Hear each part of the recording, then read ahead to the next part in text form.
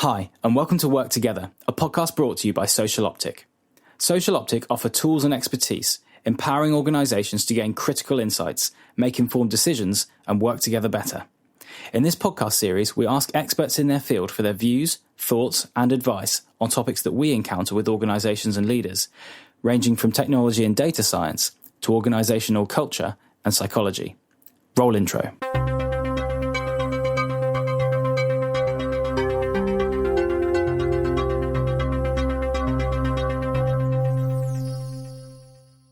Welcome to the Work Together podcast, and today you join us for a special bonus episode. My name's Chris, and in this episode we'll be discussing our recent research project, Remotely Interested. I'll summarise what the research was about, bring out some top-level takeaways, and then I'll be pulling in some of Benjamin's quotes from the launch webinar of the research report for some highlights and deeper learnings from our findings. This research was focused on how organisations communicate with their deskless or frontline workers. When we say that, we're talking about people who are, for example, driving vans, serving customers, or working with patients. The aim was to identify the trends and efficacy of communication methods in order to reveal the things that are working, so things we should keep doing, and areas that require improvement or change. This follows our original research conducted in 2019.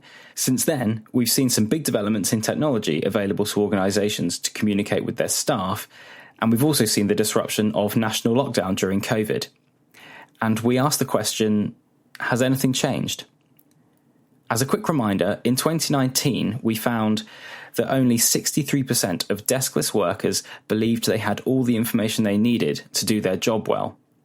Only 36% believed their manager to be an accurate source of information, and 27% had too little information about their organisation.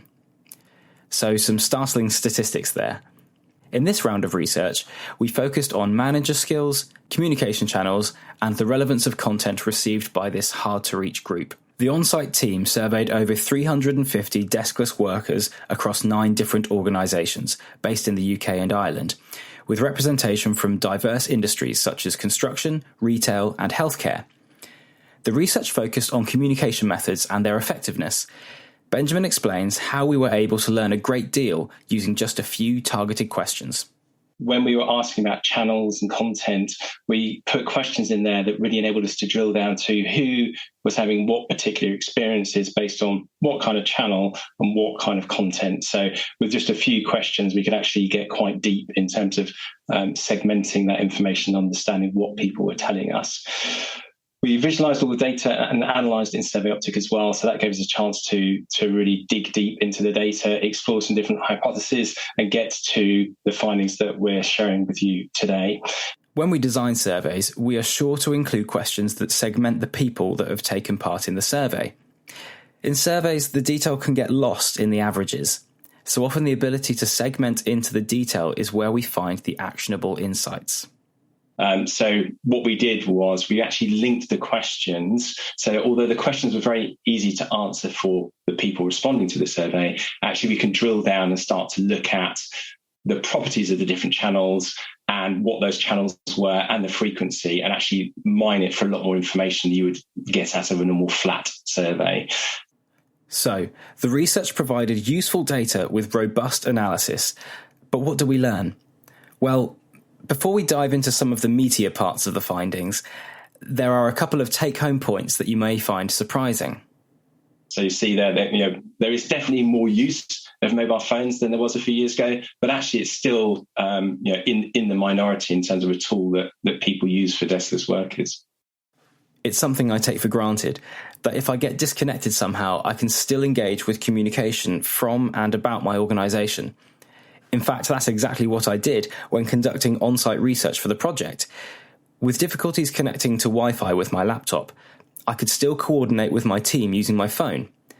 However, this isn't the same for all deskless workers by any stretch. Next up, perhaps an unexpected finding about employee engagement. A few things that struck us as we were talking about this. A lot of time you hear about how disengaged the workforce is, and we'll talk about this as we go through. But 83% of the people who responded felt like they were part of the team they work in. So that's actually quite a strong sense of connection, and slightly less felt that they're a part of the organization as well. So it's interesting that we found some things that actually perhaps are different to the common narratives, and some things that support it. When people talk about employee engagement, we often hear it come from the angle of how many people are not engaged. But we found that employees don't want to be disengaged, they want to be involved. The thing is working out who is disengaged and with what. It's not a headline number, it's a map. For example, lots of people felt part of their team. Not as many felt part of their organisation. Why is that? What's causing that? Knowing those differences gives us the chance to investigate and be more surgical with changes to address specific issues. So, why do good communications matter? Well, I think some of the stats we've heard already go some way to answering that question. But if we dig a little deeper, what can we learn about the cost of bad comms? People are relatively engaged. And in fact, it really seems that by default, people are engaged. What happens is we disengage them by getting them the wrong things in the wrong ways. Are you getting feedback on your comms? What is or isn't working? Are you asking your employees what they think? The SurveyOptic audience module tracks the stats of communications, helping comms teams understand what comms are effective and where comms are falling flat. But not all tools can give you that analysis, and you may need to be more creative in your methods of collecting feedback. It's important to be aware of where we are creating value and where we are destroying it. When we send out bad comms, we destroy value in the form of our employee goodwill. This can lead to frustrated employees, which can then lead to employees that leave. And of course, there's a financial cost to all of this. It doesn't just hit our employees, it hits the bottom line too. Benjamin brings an interesting perspective from his time in the technology industry. Coming from the technology world, like I spent the first half of my career in an environment where any spend you had to kind of quantify the risk. What was the cost of ownership? What was the ROI? And in the communications world, oftentimes people don't look at that. And I remember, conversation with an organization, like, you send this thing out, how long does that take to read? Let's sit down and work that out. Okay, that's 4.5 minutes to read. How many people is that going out to? That's going out to 30,000 people. Okay, what's the average salary in your organization? Right, here is a dollar amount for what this communication at a minimum is going to cost. Right, let's say it annoys them and they're 10% less productive over the next week because you've really missed the mark. What's that costing? And you kind of do the maths. What's the cost of bad communication? As Jenny says, disengaged employees, which means lower productivity, which means lower output for the organization. Ultimately, disengaged employees, it's the communications that wreck their relationship with management of the time. It's very rarely the management and how they communicate. Is actually how the communications is framed. That's where the trust gets broken with the organization. And ultimately, that leads to staff turnover. And again, it really is a direct relationship from an employee receiving poor comms to becoming disengaged to leaving. And then at that point, it's like, well, what is the recruitment cost? Let's look at your staff turnover. How much of that is attributable to poor comms? Do an exit survey. And that's something we're doing a lot now. It's like, let's understand why people are leaving. Actually, they didn't understand the organization. They didn't understand what they were meant to be doing. They didn't understand the purpose of what they're doing. And they went somewhere that made more sense. Well, okay, if 30% of your employees are saying that, and that's out of your staff turnover, here's a dollar amount. Let's take a portion of that and invest that in getting the right comms out into the organization, because it really is one of those things that is a direct impact on the bottom line of the business. And so few, even leadership teams, really realize that poor communications is the root of most business problems. So it really is kind of up there on the list of number one. That's pretty clear, isn't it? It reminds me of something an old colleague of mine would say. It was a business that operated a warehouse, and occasionally a conversation between two people would grow into a huddle that might be 4, 5, 6 people. And he would say, well, this is an expensive conversation. Maybe not the most tactful or gentle way of putting it, but he did have a clear understanding of the cost of people's time. And talking about time, that's something we need to be really aware of when it comes to our comms choices. Not all channels will suit all audiences. For example, podcasts are not suitable for deskless workers. If you're listening to this, you're probably not a deskless worker. With episodes running from 10 minutes to an hour, there's no way that fits into their typical schedules. It's important to understand how your employees would best consume your information. Don't make it hard or against the grain of their skills. If they're good at something or connect in a certain way, use it. In this quote, we touch on the importance of immediacy for these folks. But again, I think there was another question about immediacy, and they need information they can get to really, really quickly. And actually, even just the process of a complicated login to an app has probably lost them all of the time that they had to consume that information, and they're back onto the next thing. So there is that thing about being able to get to stuff really quickly. And that's probably why notice boards still work so well. You don't have to log on, you don't have to switch it on, you don't have to boot it up, you can glance across the room and it's there, and it remains a strong information source. So there's lessons to learn from that from a technology point of view, I think. SocialOptic understand the importance of people's time, so we spend a lot of effort maximising our system's responsiveness and making it easy to input answers and respond very quickly. This also drives up response rates and engagement with surveys, leading to higher quality data. My experience of comms is that the impact is often about what content is going to which audiences. There's a lot of value turning that around and looking at the audience and how their bandwidth is being used. Through this research, we have seen that the bandwidth these workers have for communications is really limited. One of the things about SurveyOptic is you can see what surveys have gone out, which are coming up, and which have just finished. This helps ensure people are not being bombarded by surveys all at once, which can lead to survey fatigue, and helps coordinate your survey plans and overall strategy.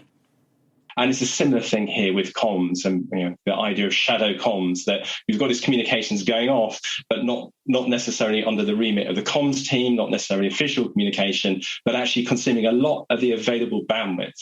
And I remember that these deskless workers, their bandwidth, their spare capacity for receiving communication is very limited. So if that's been consumed by other things, then your chance of getting a message through as a communicator is very, very limited.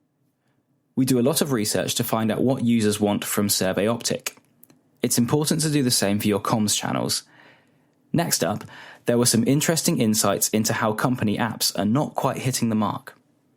Yeah, it was definitely something that made me go away and check the numbers when I saw this, because if you think about kind of rolling out a company app, theoretically, consultation with the workforce has been built with them in mind. It's exactly the right comms mix, a really engaging experience designed to get them that information. And yet, when we ask people, 57% say that basically they don't receive any useful or relevant information from that source at all. And that is quite a mind-blowing statistic when you think about the amount of time and effort that has gone into rolling out some of these company-wide apps.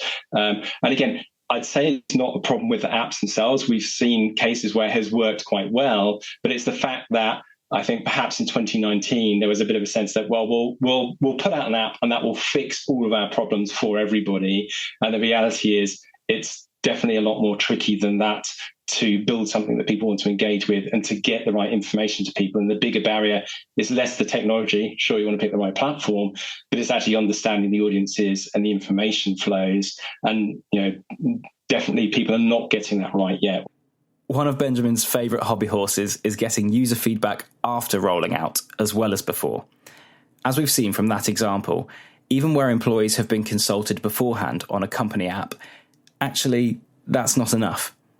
And again, it's not just that the comms are ineffectual, as if that wasn't bad enough, but there's a cost of getting it wrong. So, there's our highlight reel from the research. Some interesting points there about the importance of good comms, the cost of bad comms, understanding your audience, and seeking their feedback. If you'd like to find out more about the research, we will be including links in the show notes. The research was done in partnership with Redefining Communications and was also made possible thanks to the rest of the team involved in the project and the organisations that took part, so I'd like to say a big thank you to everyone involved. Maybe some of these insights we shared are ringing bells or sound familiar to you, and perhaps it warrants a little more investigation to address the specifics in your own organisation. If that's you, then please do get in touch and we can help you on that journey.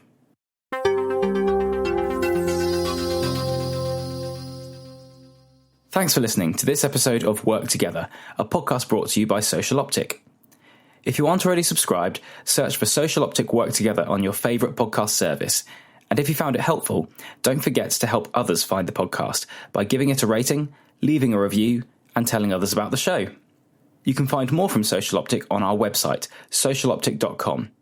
If your organisation would benefit from data-driven decision-making and desire to work better together, then get in touch through the chat box on our website. Drop us an email or give us a call. We'd love to hear from you. You can also read more on our blog, where we explore more of the themes we discuss on the podcast. This podcast featured quotes from Benjamin Ellis and was hosted and produced by me, Chris Trim.